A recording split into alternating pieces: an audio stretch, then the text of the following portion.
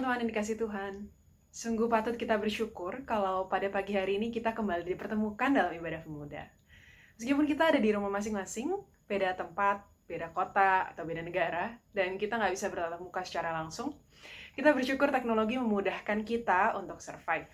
Dan seberapa parah pun kondisi pandemi sekarang, kita percaya bahwa Tuhan akan mencukupkan kita semua dengan berbagai kemajuan yang kita miliki saat ini. Dan itu adalah bagian dari rencana Allah, jadi kita pasti bisa menghadapinya sama-sama. Tuhan Sang Pencipta memberikan karunia kepada kita, manusia, untuk bisa menikmati ciptaan. Mulai dari udara yang masih kita hirup, kesehatan yang kita nikmati, bahkan teknologi yang saat ini kita gunakan. Dan mari pagi hari ini kita mau puji Tuhan, seperti Daud dalam Mazmur 98 yang mengungkapkan, "Nyanyikanlah nyanyian baru bagi Tuhan, sebab Ia telah melakukan perbuatan-perbuatan yang ajaib."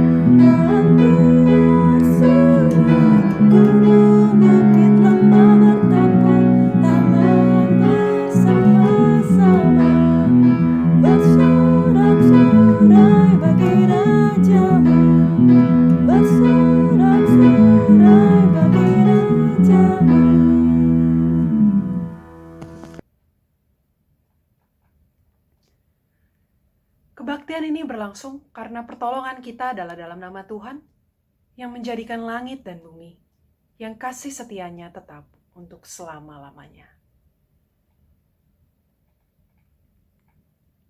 Salam sejahtera bagi saudara yang datang dalam nama Tuhan.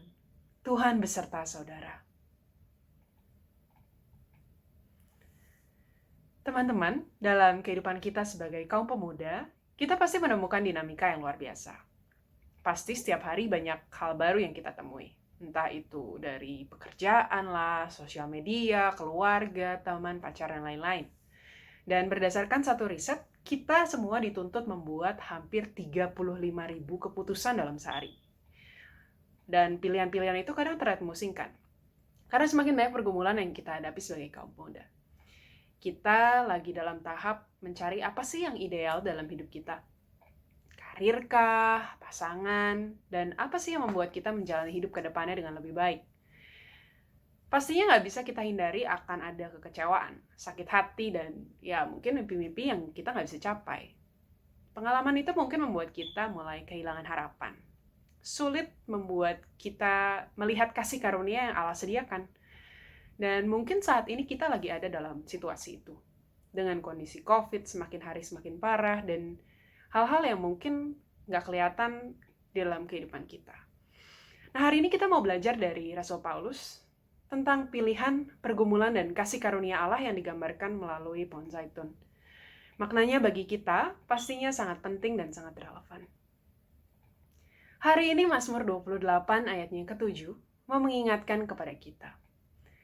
Tuhan adalah kekuatanku dan perisaiku. Kepadanya hatiku percaya. Aku tertolong, sebab itu beria-ria hatiku. Dan dengan nyanyianku aku bersyukur kepadanya. Sebuah lagu yang akan kita nyanyikan setelah ini ditulis oleh seorang penulis. Kehilangan keempat anaknya karena kapal yang tenggelam. Horatius Spafford menulis himne ini sebagai kesaksian hidupnya. Dia menemukan Tuhan di kala suka dan duka. It is well with my soul. When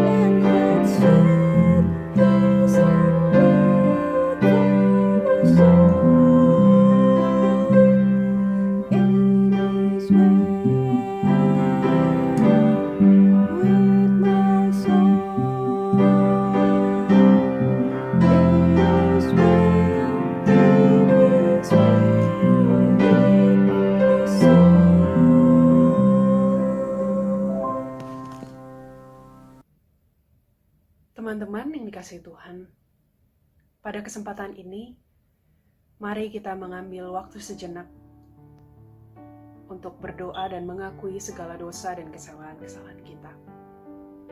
Mari kita bersatu di dalam doa.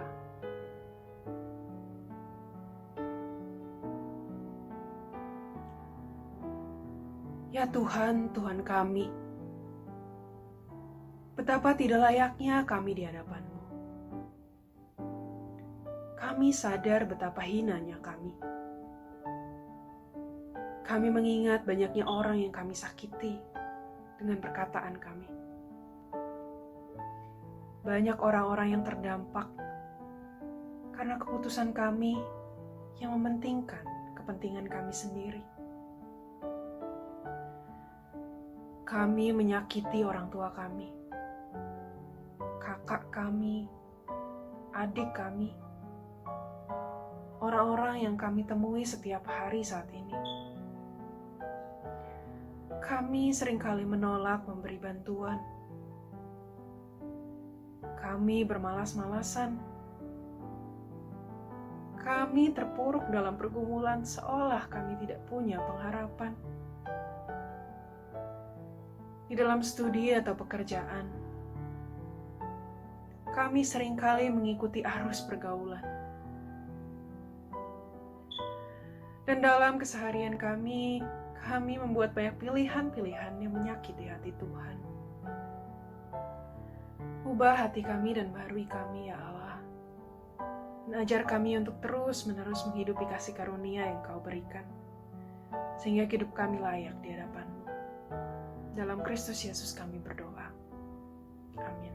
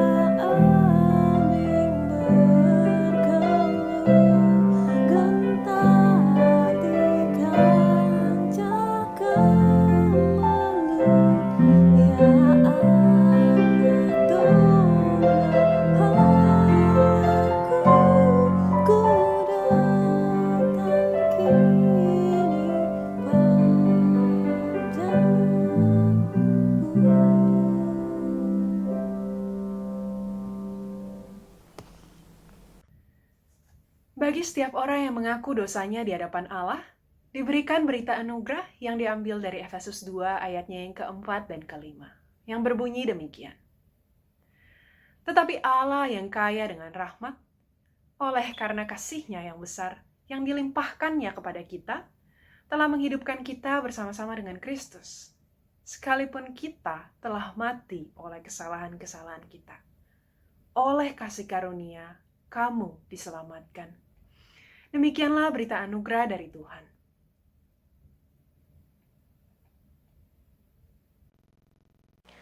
Rekan-rekan, kita bersama akan merenungkan firman Tuhan. Sebelumnya mari kita berdoa.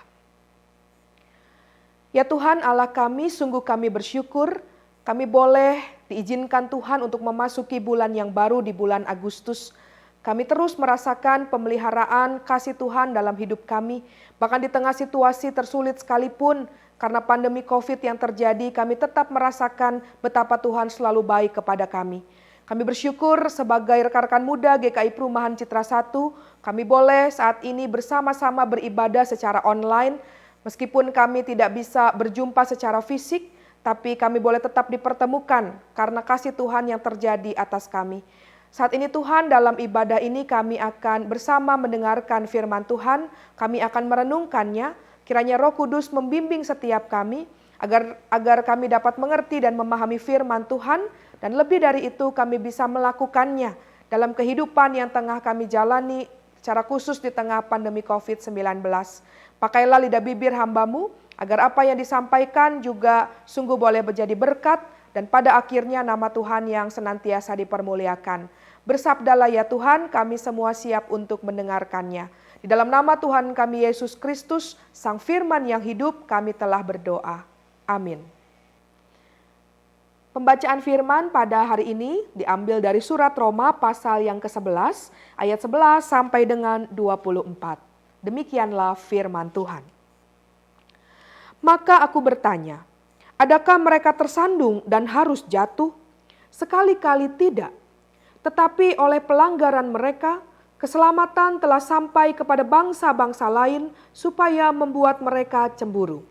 Sebab jika pelanggaran mereka berarti kekayaan bagi dunia, dan kekurangan mereka kekayaan bagi bangsa-bangsa lain, terlebih-lebih lagi kesempurnaan mereka. Aku berkata kepada kamu, hai bangsa-bangsa bukan Yahudi. Justru karena aku adalah rasul untuk bangsa-bangsa bukan Yahudi, aku menganggap hal itu kemuliaan pelayananku. Yaitu kalau aku dapat membangkitkan cemburu di dalam hati kaum sebangsaku menurut daging dan dapat menyelamatkan beberapa orang dari mereka. Sebab jika penolakan mereka berarti perdamaian bagi dunia, dapatkah penerimaan mereka mempunyai arti lain daripada hidup dari antara orang mati? Jikalau roti sulung adalah kudus, maka seluruh adonan juga kudus. Dan jikalau akar adalah kudus, maka cabang-cabang juga kudus. Karena itu, apabila beberapa cabang telah dipatahkan, dan kamu sebagai tunas liar telah dicangkokkan di antaranya, dan turut mendapat bagian dalam akar pohon zaitun yang penuh getah, janganlah kamu bermegah terhadap cabang-cabang itu. Jikalau kamu bermegah, ingatlah bahwa bukan kamu yang menopang akar itu, melainkan akar itu yang menopang kamu. Mungkin kamu akan berkata, ada cabang-cabang yang dipatahkan supaya aku dicangkokkan di antaranya sebagai tunas. Baiklah, mereka dipatahkan karena ketidakpercayaan mereka, dan kamu tegak tercacak karena iman. Janganlah kamu sombong, tetapi takutlah. Sebab kalau Allah tidak menyayangkan cabang-cabang asli, Ia juga tidak akan menyayangkan kamu. Sebab itu, perhatikanlah kemurahan Allah dan juga kekerasannya, yaitu kekerasan atas orang-orang yang telah jatuh, tetapi atas kamu kemurahannya, yaitu jika kamu tetap dalam kemurahannya, jika tidak kamu pun akan dipotong juga. Tetapi mereka pun akan dicangkokkan kembali, jika mereka tidak tetap dalam ketidakpercayaan mereka, sebab Allah berkuasa untuk mencangkokkan mereka kembali. Sebab jika kamu telah dipotong sebagai cabang dari pohon zaitun liar dan bertentangan dengan keadaanmu itu, kamu telah dicangkokkan pada pohon zaitun sejati. Terlebih lagi mereka ini yang menurut asal mereka akan dicangkokkan pada pohon zaitun mereka sendiri. Demikianlah firman Tuhan. Yang berbahagia adalah setiap kita yang mendengarkan firman Allah dan memelihara dalam kehidupannya. Selamat pagi teman-teman pemuda, adik-adik remaja yang sangat kakak rindukan. Bagaimana nih kabarnya? Semoga dalam keadaan sehat selalu dalam pimpinan pertolongan Tuhan. Hari ini teman-teman kita bersyukur sebagai teman-teman muda kita bisa ketemu kembali dalam ibadah online mandiri, Obor Milenial, kebaktian mudanya GKI Perumahan Citra 1. Setiap minggu kita bisa beribadah dengan sukacita secara mandiri, meskipun kita terpisah dari tempat dan jarak. Nah teman-teman, di awal perenungan ini kakak ingin bertanya, bagaimana aktivitas teman-teman di rumah selama pandemi yang terjadi? Ada yang sudah mulai sibuk PJJ, pembelajaran jarak jauh? Atau bagaimana school dan work from home-nya? Saya doain semua bisa berjalan dengan baik. Dan inilah memang new habit baru yang mau tidak mau memaksa kita, saya dan teman-teman sekalian harus akrab dengan situasi seperti ini. Nah teman-teman yang dikasih Tuhan, dalam aktivitas di masa pandemi, maka pertanyaan lagi nih, adakah aktivitas atau hobi baru yang teman-teman jalani? Bisa jadi ada yang punya hobi baru, hobinya masak. Saya suka searching di Instagram atau Facebook, anak muda sampai orang tua jadi pada jago masak selama masa pandemi. Bikin kue, cobain resep-resep baru, menu-menu rumahan, dan menarik juga karena semua mendadak jadi chef. Ada lagi yang hobinya apa? Mulai edit-edit video. Coba teman-teman pasti ya, udah mulai nih. Ada juga yang udah siap jadi YouTuber. Karena memang situasi-situasi saat ini membuat kita jadi akrab. Bahkan menjadikan teknologi itu sebagai sahabat. Karena itu adalah sebuah kebutuhan. Meskipun pergumulan tetap ada. Pergumulan yang seringkali kakak dengar, Kak udah habis nih kuota. Lagi hemat-hemat kuota karena tugas sekolah harus diupload. Online, kegiatan semuanya butuh itu. Ada lagi hobinya apa? Bersepeda. Ini menarik, hobi baru. Konon katanya dalam masa pandemi penjualan sepeda di Topet ataupun juga di mana begitu ya yang jual sepeda semakin pesat. Dan semua orang semakin senang untuk naik sepeda, melakukan perjalanan. Dan ya kita boleh kapan-kapan sepedaan bareng karena sekarang sudah ada jalur di berbagai tempat di Jakarta. Kalau sekarang di sini di dekat Citra 6 itu ada ya. Tapi sekarang memang update terakhir Jakarta red zone lagi, jadi ya kita harus menunda lagi. Nah teman-teman yang dikasih Tuhan, memang ada banyak kreativitas baru yang muncul sejak masa pandemi. Beberapa teman kakak juga punya aktivitas baru, mereka bercerita dan kemudian mulai men-sharingkan itu dalam medsos mereka. Mereka mulai mengembangkan satu hobi baru yang menurut kakak cukup menarik. Hobinya adalah berkebun, bertanam. Ada yang mengembangkan hidroponik. Beberapa teman-teman kakak sudah mulai mencoba itu. Ada juga yang baru mulai belajar dari webinar atau proses-proses tentang berkebun. Ada juga yang sudah mulai sedikit demi sedikit mahir. Ada juga yang hasilnya malah kakak perhatikan sudah luar biasa. Lihat di media sosial mereka, semua mulai panen dan bisa makan sayur hasil olahan sendiri, luar biasa. Nah teman-teman yang dikasih oleh Tuhan, bicara soal berkebun, bertanam, ternyata dalam proses ini biasanya para penanam akan melakukan sebuah hal yang namanya pencangkokan. Nah kenapa dilakukan pencangkokan? Apa sih fungsinya mencangkok?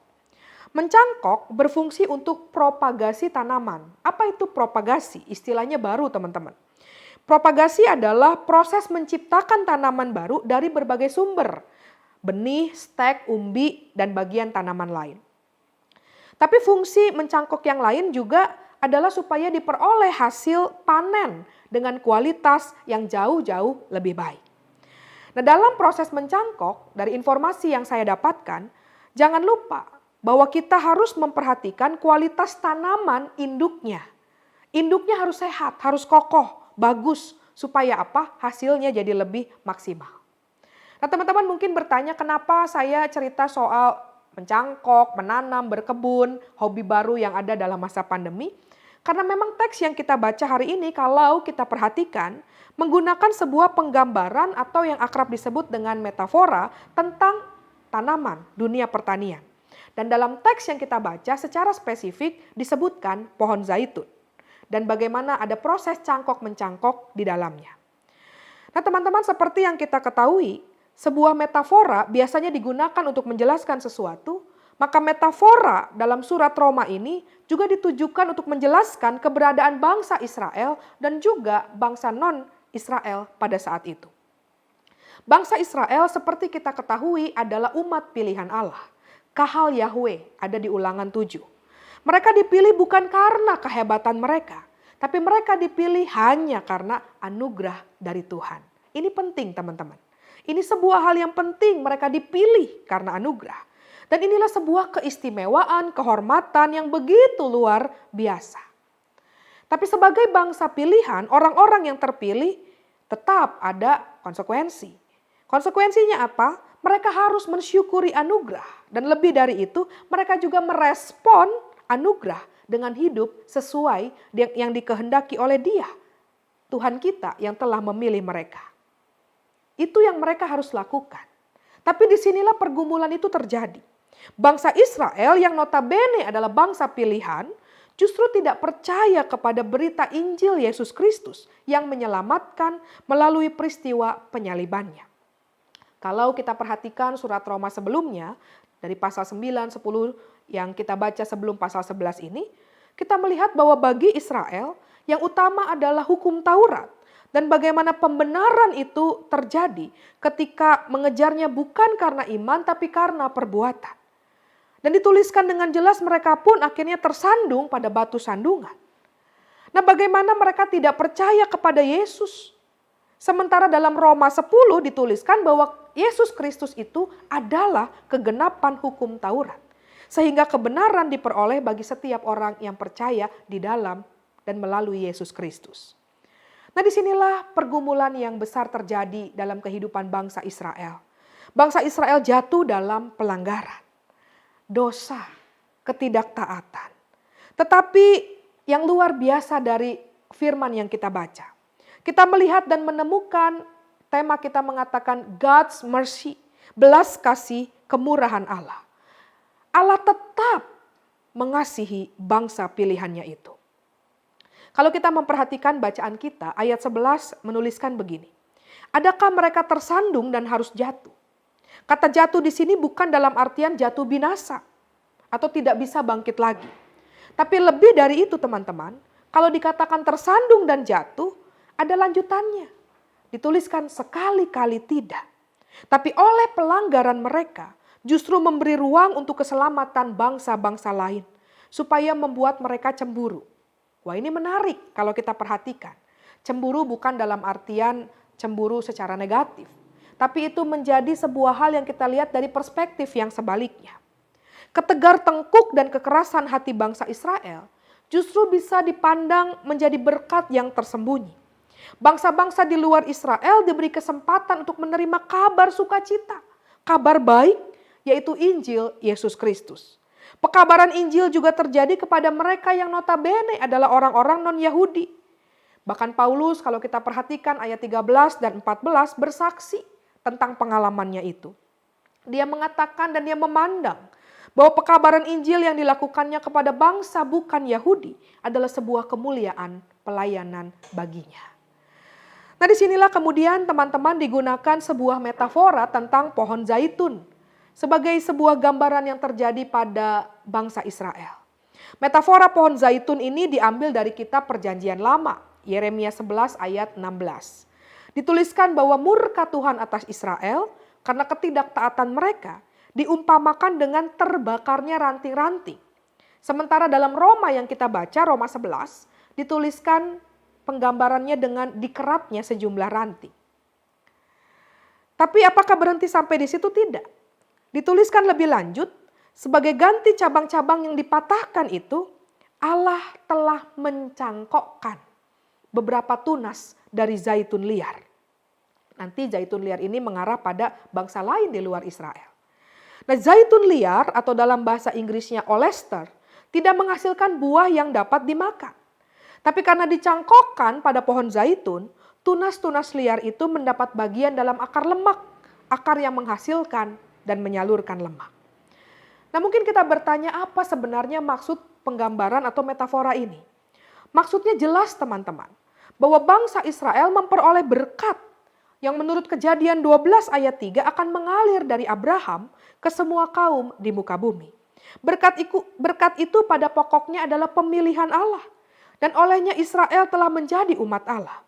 Tapi tunas dari zaitun liar, yaitu mereka yang adalah orang non-Yahudi, juga mendapat bagian dalam pemilihan itu. Dan inilah sebuah anugerah. Mereka yang sebenarnya mungkin tidak berhak, tidak layak, tapi beroleh anugerah itu. Tapi Paulus kemudian melanjutkan dengan nasihatnya.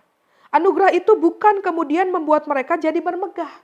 Karena itu ayat 18 mengatakan janganlah kamu bermegah pada cabang-cabang itu.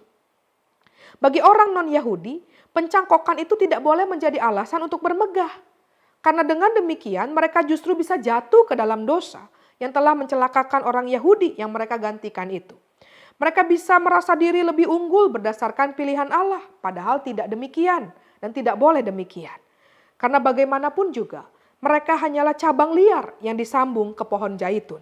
Mereka bukanlah cabang yang memberi makan kepada akar, tapi akarlah yang memberi makan kepada cabang. Jadi tidak ada alasan bagi mereka untuk bermegah, karena yang patut menerima pujian hanyalah Tuhan, Allah yang memberi kesempatan dan anugerah untuk bangsa-bangsa yang seharusnya mati dan binasa, tapi sekarang beroleh hidup yang baru di dalam Dia. Teman-teman, betul bangsa non-Yahudi menempati tempat yang ditinggalkan oleh bangsa Yahudi. Kenyataan yang ada ini mestinya membuat mereka rendah hati, mawas diri dan waspada.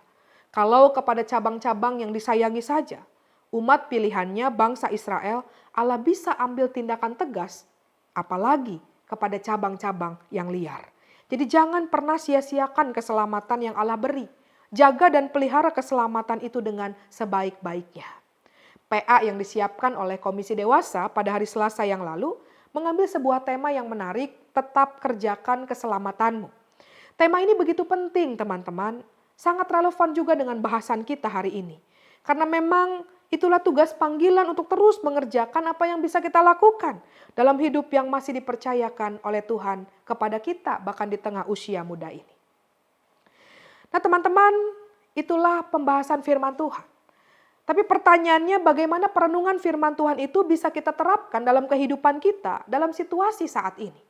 Dari perenungan firman hari ini saya mengajak kita untuk merefleksikan 3 hal. 3 hal yang bisa kita renungkan dalam keberadaan kita. Perenungan yang pertama teman-teman dari surat Roma 11 yang kita baca. Kita belajar satu hal. Yakini bahwa selalu ada belas kasih dan kemurahan Allah bagi kita sekalian. Dan inilah yang terjadi dalam diri bangsa Israel, umat pilihan Tuhan. Mereka sudah melakukan hal yang tentu saja melukai, mengecewakan Tuhan. Tapi kasih Allah itu terlampau besar. Sehingga ia tetap memberi kesempatan supaya umat yang dikasihinya bisa bertobat dan siap untuk berubah. Teman-teman, ketika merenungkan hal ini saya langsung teringat dengan sebuah perumpamaan tentang anak yang hilang. Lukas 15 ayat 11 sampai 32. Kalau kita membaca kisah ini, tidak sedikit dari kita yang kemudian memberikan fokus kisah ini pada sosok anak yang hilang. Karena apa? Karena mungkin judul dari LAI-nya adalah perumpamaan anak yang hilang. Padahal kalau kita coba cermati teman-teman, kisah ini sesungguhnya memberi fokus pada kasih Bapa yang mengalir secara deras bagi anaknya. Kepada anaknya yang sudah meninggalkan dia, yang sudah menghabiskan harta warisan yang diminta. Apa yang dilakukan oleh sang bapa? Tetap merangkulnya, tetap memeluknya dari kejauhan ketika sang anak itu kembali pulang kepadanya. Betapa kasih itu begitu luar biasa, sehingga ia memberikan pengampunan yang memulihkan. Teman-teman, inilah yang juga terjadi bagi kita, anak-anaknya. Jujur, berulang kali kita mungkin melakukan kesalahan, dosa dan pelanggaran yang sama. Kita melawan, kita tidak hormat kepada orang tua, kita malas, kita nggak taat. Apalagi di masa pandemi saat ini. Ada di antara kita yang sekolahnya online, PJJ, tadi pembelajaran jarak jauh. Bisa jadi ada yang kemudian menjadi malas. Ada yang kemudian juga, nggak ketahuan, udah matiin aja video, belajar sambil makan, sambil main game online, buka YouTube. Pokoknya nggak menaati apa yang diinstruksikan oleh guru, atau juga karena tidak diawasi oleh orang tua, karena kita sudah dewasa dan seterusnya. Seringkali kita melakukan hal itu. Atau kita juga jadi pribadi yang cuek, nggak peduli dengan keadaan sekitar, padahal kita tahu kalau di sekitar kita lagi membutuhkan pertolongan. Dan kita mampu sebenarnya untuk membantunya. Tapi terus kita cuek, kita nggak ngelakuin itu. Kita jatuh dalam dosa pelanggaran yang sama. Tapi firman Tuhan hari ini meneguhkan saya dan teman-teman, bahwa Allah dalam Yesus Kristus adalah Allah yang penuh dengan mercy, belas kasihan. Ia selalu memberikan kesempatan bagi kita untuk bertumbuh melalui pergumulan, persoalan, bahkan juga kegagalan yang kita hadapi. Ketika kita gagal, kita coba renungkan. Tuhan membentuk kita untuk jadi semakin tangguh, bertumbuh, dan jadi lebih baik. Selalu ada kesempatan yang Tuhan beri buat kita. Waktu nyiapin khotbah ini kakak ingat satu lagu. Judulnya Kau Berikan Kesempatan. Kira-kira lagunya begini ya, kakak nyanyiin. Kau berikan kesempatan untuk belajar dari kesalahan. di masa yang telah lalu. Kau berikan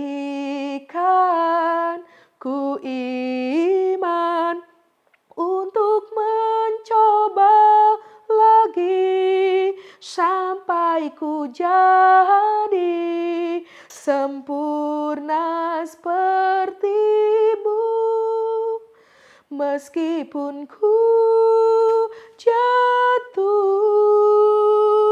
berulang kali, namun oleh kasih-Mu ku bangkit kembali. Ku tak dapat sungguh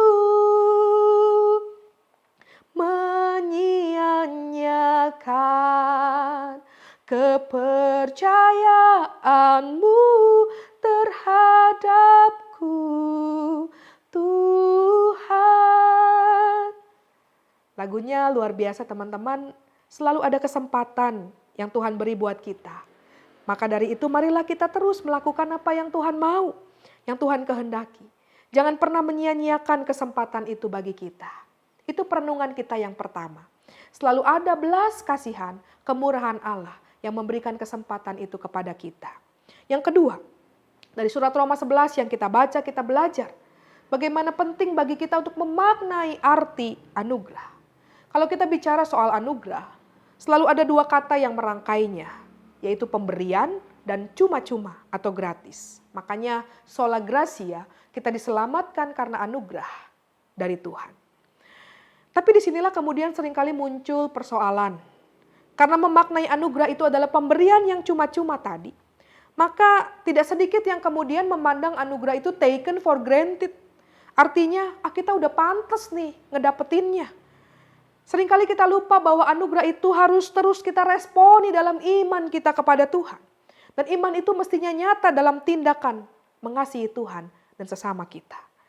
Sama juga dengan kita yang katekisasi, menjadi orang Kristen dewasa. Tidak sedikit yang kemudian merasa sudah selesai, dibaptis, CD, sudah cukup. Udah 9 bulan katekisasi, kalau udah 9 bulan, kalau kakak dampingin anak-anak muda, sekarang saya sudah bebas gitu, oh selesai. Padahal pertanyaannya apakah memang sudah selesai? Belum stop. Kenapa? Karena setiap kita yang mengaku percaya kepada Kristus harus tetap terus bertumbuh. Bertumbuhnya melalui apa? Melalui firman, melalui doa, melalui persekutuan. Dan ini juga bisa terus kita terapkan dalam masa pandemi yang terjadi saat ini. Kita bersyukur di tengah masa pandemi kita juga diajak terus bertumbuh dalam firman, dalam doa, dalam persekutuan. Ada persekutuan online di remaja, persekutuan juga di pemuda, komsel-komsel begitu ya, grow group di komisi anak, remaja, usinda, pemuda, dewasa, semuanya tetap berupaya untuk bisa bersekutu. Dan inilah sesuatu yang memang akan terus dan menjadi satu new normal yang kita bisa lakukan dalam masa pandemi. Ini menjadi satu kesempatan untuk kita bertumbuh di dalam Tuhan, dalam ibadah-ibadah kita. Kalau kita bersekutu online, kita juga selain berjumpa dengan Tuhan, kita juga berjumpa dengan teman-teman kita yang kita rindukan.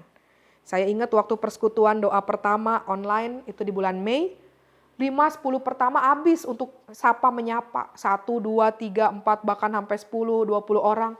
Udah mau 100 orang masuk Zoom nggak muat gitu ya teman-teman ya. Kenapa? Karena kita sudah sangat merindukan satu sama lain. Banyak yang kemudian bertanya kepada saya, Kak Glo, kapan ibadah lagi? Kita semua rindu teman-teman untuk onsite. Tapi sekali lagi meskipun kita belum bisa onsite, ibadah juga tetap dapat kita lakukan. Dan kita bersyukur ibadah online mandiri. Anak-anak muda GKI Citra juga ibadah online mandiri untuk yang umum bisa kita lakukan setiap minggunya. Itu yang kedua, memaknai anugerah dari Tuhan. Maka yang ketiga teman-teman, perenungan kita. Yang terakhir hari ini dari surat Roma kita belajar. Kita yang telah beroleh anugerah mestinya menjadikan kita pribadi yang rendah hati, bukan justru tinggi hati. Dan inilah yang diingatkan oleh firman Tuhan pada hari ini. Kepada kaum non-Yahudi, Paulus mengingatkan jangan bermegah, karena semua berasal dari akar. Akar yang memberi makan pada cabang. Jadi jangan pernah kita merasa diri diri sombong. Apalagi dalam 7 dosa yang mematikan, sombong itu dosa pertama yang begitu mematikan. Hidup kita, saya dan teman-teman adalah sebuah anugerah. Semua yang kita miliki, keselamatan yang kita peroleh berasal dari Tuhan. Dia yang memilih kita, saya dan teman-teman, dalam segala ketidaklayakan dan keberdosaan kita. Bukan karena kehebatan kita, bukan karena fasih lidah kita, bukan karena kekayaan kita, tapi semua kita dipilih karena anugerahnya. Kalau kita sudah menyadari hal itu teman-teman, semua karena anugerah. Maka ketika Tuhan masih memberikan waktu dan kesempatan kita menjalani hidup ini, mari kita lakukan bukan hanya baik, tapi terbaik. Dikembalikan untuk kemuliaan nama Tuhan. Dalam situasi pandemi saat ini, ketika kita tahu bahwa untuk terus merawat dan memelihara kehidupan, kita harus tetap menjalankan protap yang berlaku. Jangan pernah abai, jangan pernah malas. Mungkin ada yang mengatakan, aduh repot bener sekarang harus bawa masker, harus pakai masker, aduh harus bawa tumbler, alat makan sendiri, harus ada di tasnya hand sanitizer, aduh repot pulang-pulang harus mandi, kan mau santai, biasa juga begini. Nah teman-teman, dalam situasi pandemi, ketika kita tahu kita harus terus merawat dan memelihara hidup, mestinya kita melakukan apa yang terbaik yang bisa kita lakukan, karena itu panggilan kita. Saya membaca sekarang Jakarta red zone lagi. Kemarin di sebuah mall yang cukup besar saya dapat WA.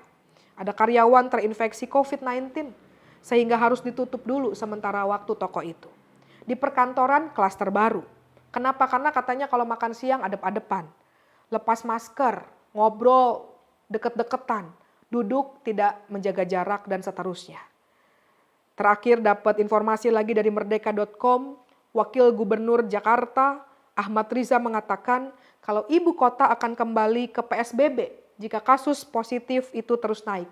Tapi sebaliknya kalau situasi tidak memburuk, PSBB transisi akan kembali diperpanjang.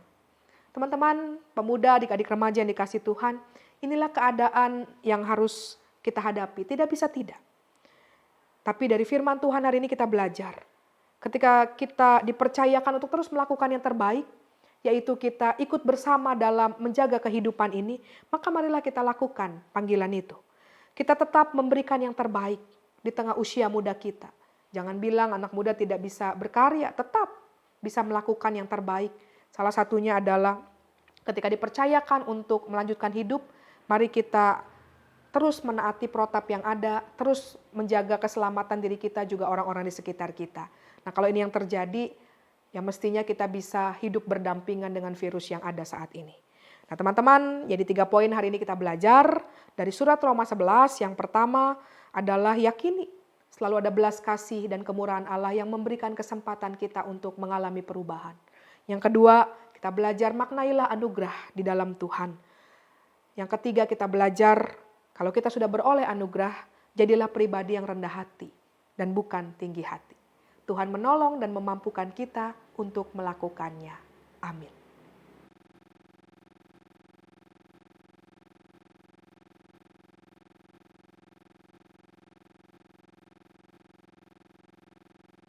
Bersama dengan gereja di segala abad dan tempat, marilah kita mengakui iman kita menurut pengakuan iman rasuli.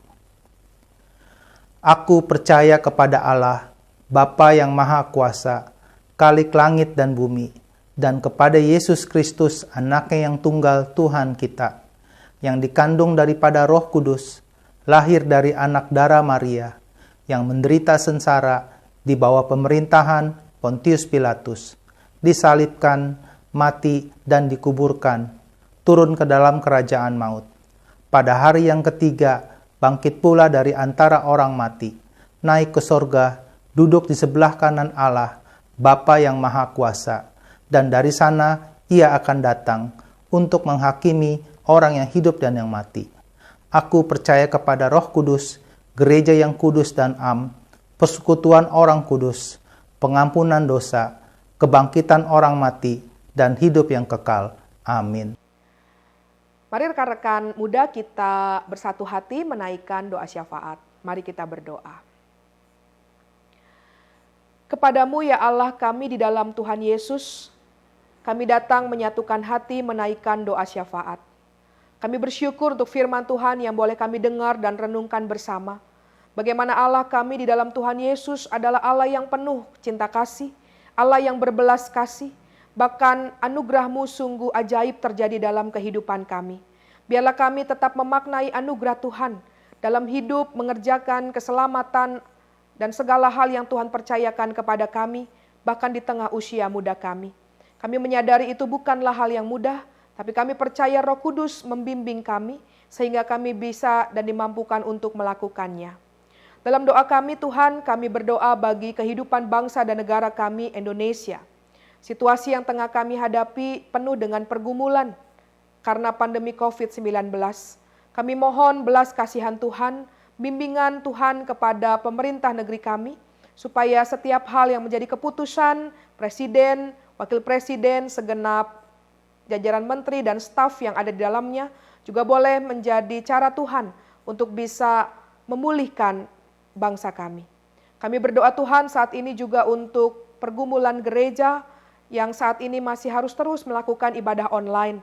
Kami memang tidak bisa berjumpa muka dengan muka, tapi itu tidak menyurutkan sukacita kami. Kami tetap berjumpa dengan Tuhan dan berjumpa dengan saudara kami meskipun secara virtual.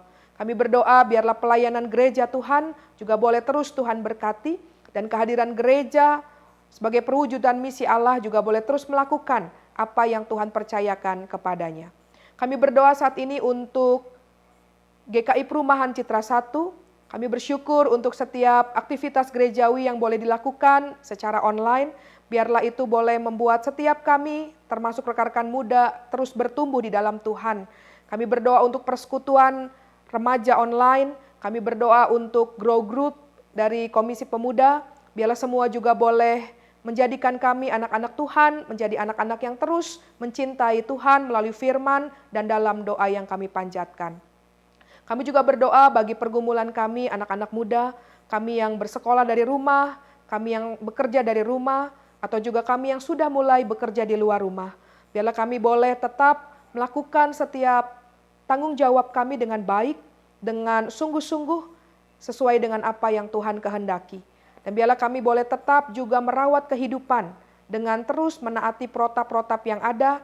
Kami membiasakan diri dengan new normal ini dan semuanya untuk kebaikan kami bersama. Kami berdoa juga untuk keluarga kami Tuhan, kami berdoa untuk orang tua kami, mereka yang terus berusaha bekerja mencari nafkah, baik dari rumah ataupun juga di luar rumah. Kami menyadari pandemi COVID-19 memberikan krisis di berbagai bidang kehidupan, tapi kami percaya Tuhan Engkau hadir dalam pergumulan kami dan keluarga, dan biarlah Tuhan memberkati orang tua kami, anggota keluarga kami, untuk juga terus diberikan kesehatan yang baik, dan setiap hal yang mereka upayakan dalam usaha pemenuhan kebutuhan ekonomi juga Tuhan sertai.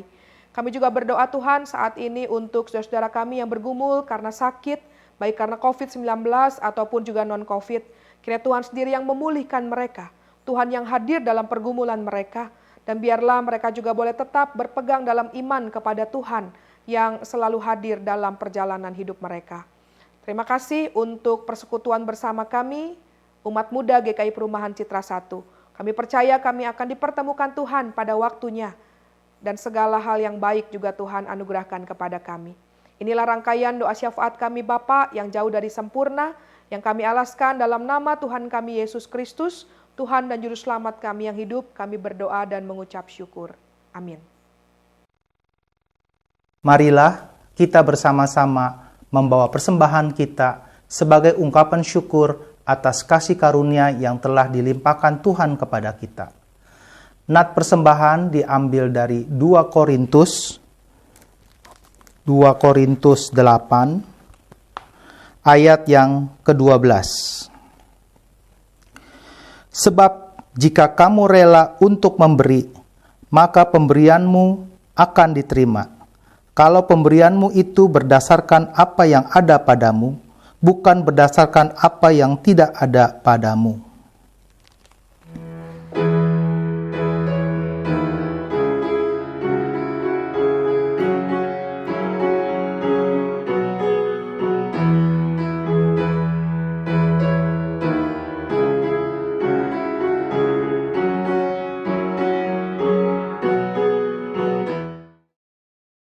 Mari kita berdoa.